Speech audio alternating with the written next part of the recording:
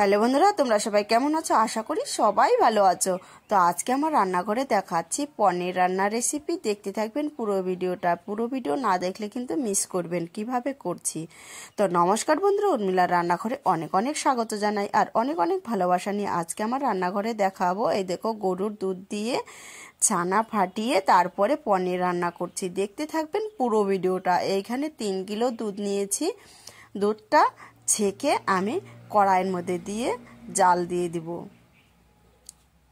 দুধটা যখন ফুটে আসবে তখন এইখানে দেখো আমি,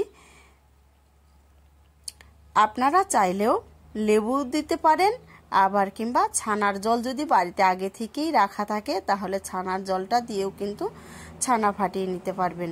তো আমার আগে থেকে ছানার জল ছিল, তার জন্য আমি দেখো দুধটা কিন্তু ফুটে এসছে, তখন আমি ছানার জলটা দিয়ে ছানাটা আমি ফেটিয়ে নিব। এই যে ছানার জলটা দিয়ে ফেটিয়ে নিচ্ছি। আপনারা আপনাদের পছন্দ মতো লেবু কিংবা যে যেরকম দিয়ে ছানাটা করেন সেই রকম কিন্তু ছানাটা করে নেবেন, তাহলে সুবিধা হয়। ছানাটা দেখো জলটা দিয়ে কিন্তু দুধটা অনেকটাই ছানা হয়ে এসছে। আমি এটাকে এখন বেশি কিন্তু জাল দেওয়া যাবে না, জাল দিলে শক্ত হলে কিন্তু পনিরটা খেতে ভালো লাগবে না। তো এটাকে একটা ছাকনা দিয়ে আমি কিন্তু ছেঁকে নিব। ছাকনা দিয়ে আমি ছেঁকে নিচ্ছি। তারপরে দেখো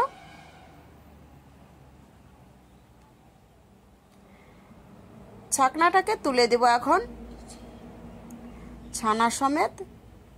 এই ছানা দিয়েই কিন্তু পনির রান্না হবে। আর দোকানে যারা এই রকম ছানা কিনে খায়, বাড়িতে যদি এই রকম দুধ থাকে অবশ্যই আপনারাও এই রকম ছানা দিয়ে পনির বানিয়ে খেয়ে দেখবেন, অসাধারণ লাগে। তারপরে দেখো আমি পাটার মধ্যে একটা চাপা দিয়ে কিন্তু থালাটা দিয়ে চাপা দিয়ে, যত ভারী জিনিস হয় চাপা দিয়ে কিন্তু রাখতে হবে 20 থেকে 25 মিনিটের মতো।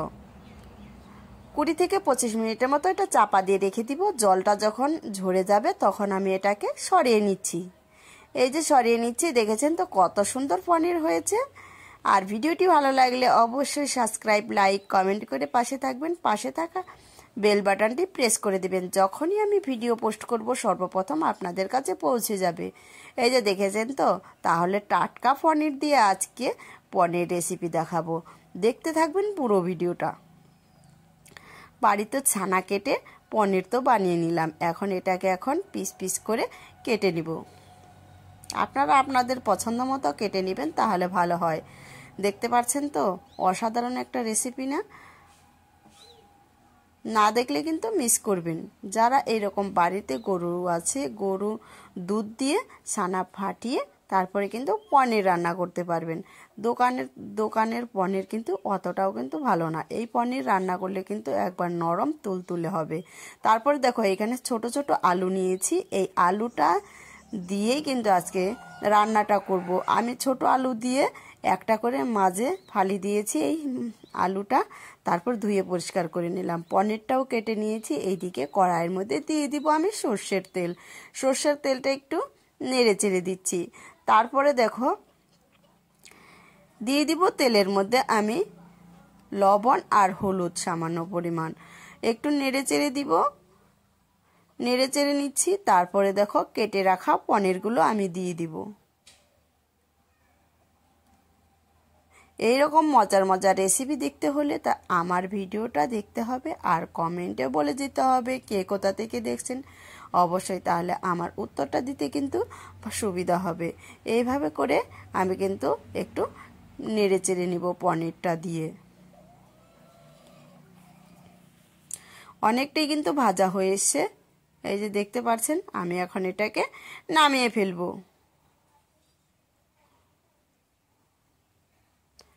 নামিয়ে নিচ্ছি পনিরটা।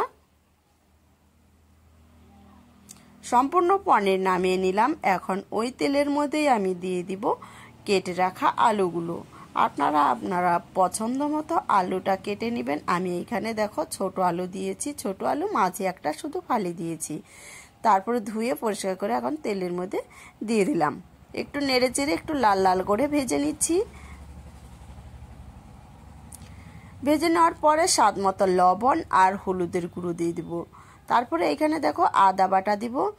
অসাধারণ এই রকম রেসিপি যদি থাকে তাহলে কিন্তু যারা নিরামিষ রেসিপি ভোজন করেন তাদের জন্য কিন্তু এটা কিন্তু অনেক সুস্বাদুর।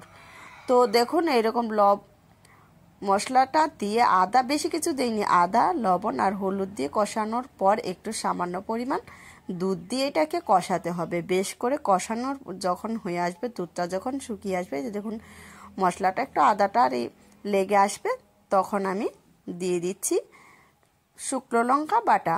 এইখানে দিয়ে দিয়েছি 3 থেকে 4টা শুকনো লঙ্কা। আপনারা আপনাদের পছন্দ মতো ঝালের পরিমাণটা দিবেন, তাহলে সুবিধা হয়। লঙ্কা বাটাটা দিয়ে আমি সুন্দর করে নেড়ে চেড়ে নিব যতক্ষণ না মশলা থেকে তেল ছেড়ে দিচ্ছে। আর দেখেছেন তো মশলা থেকে তেল ছেড়ে দিয়েছে, তখন আমি পরিমাণ মতো জল দিয়ে দিব। জলটা দিয়ে এইভাবে হালকা একটু নেড়ে চেড়ে দিচ্ছি। যখন ঝোলটা ফুটে আসবে তখন আমি একটু আবারও নেড়ে চেড়ে দিব।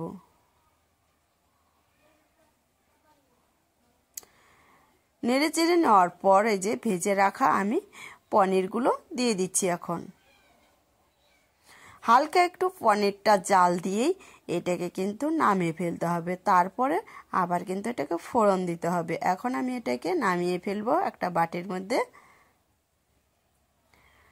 তারপরে কড়াইটা দেখুন আবারও আমি পরিষ্কার করে নিয়েছি। কড়াইয়ের মধ্যে দিয়ে দিচ্ছি আমি সর্ষের তেল সামান্য পরিমাণ। এইখানে দেখুন তেলের মধ্যে আপনাদের দেখানো হয়নি, জিরেটা আমি ভেজে নিয়েছি। ভাজা জিরা দিব নামানোর সময়। তারপর আরেকটু তেল দিয়ে আমি 5 ফোড়ন, শুকনো লঙ্কা আর তেজপাতা ফোড়নে দিয়ে দিচ্ছি অল্প একটু চিনিটা দিয়ে একটু নেড়ে চেড়ে নেব। তেলের মধ্যে চিনিটা দিলে কিন্তু তরকারির কালারটা আসে সুন্দর। তারপরে যখন হয়ে আসবে তখন আমি তরকারিটা ঢেলে দেব। পনির তরকারিটা নিরামিষের দারুণ একটা কিন্তু সেন্ট বেরিয়ে এসছে। তারপরে এইদিকে দেখো দিয়ে দিচ্ছি ঘি। নিরামিষ রেসিপিতে একটু ঘি না দিলে কিন্তু ভালো লাগে না। কি বন্ধুরা, তাহলে এইরকম নিরামিষ রেসিপি যে কোনো অনুষ্ঠানে কিংবা ভোগেও কিন্তু দেওয়া যাবে। এইখানে দিয়ে দিলাম আমি জিরে বাটাটা, ভাজা জিরে বাটা। তারপরে দিয়ে দিচ্ছি আমি গরম মশলার গুঁড়ো। গরম মশলার গুঁড়োটা দিয়ে হালকা একটু জাল দিয়ে এইখানে দিয়ে দিব কয়েকটা কাঁচা লঙ্কা চিরানো। তাহলে আপনারা পুরো ভিডিওটা দেখে একবার হলেও ট্রাই করে দেখবেন। বাড়ির গরুর দুধ দিয়ে, টাটকা দুধ দিয়ে পনির তরকারি কেমন লাগলো ভিডিওটা অবশ্যই কিন্তু জানাবেন। আমি কালকে অন্য ভিডিও নিয়ে আসবো। আপনারা ভালো থাকবেন, সুস্থ থাকবেন এই কামনাই করি। তারপরে দেখো আমি কিন্তু নামিয়ে ফেলেছি। তাহলে বাড়িতে একবার হলেও ট্রাই করে দেখবেন, অবশ্যই ভালো লাগবে। নিরামিষ রেসিপি দেখেছেন তো, পনির একটা দারুণ একটা সেন্ট বেরিয়ে এসছে। আমি একটু আপনাদের সামনে দেখাচ্ছি। এই যে ভিডিওটা দেখার জন্য অসংখ্য ধন্যবাদ।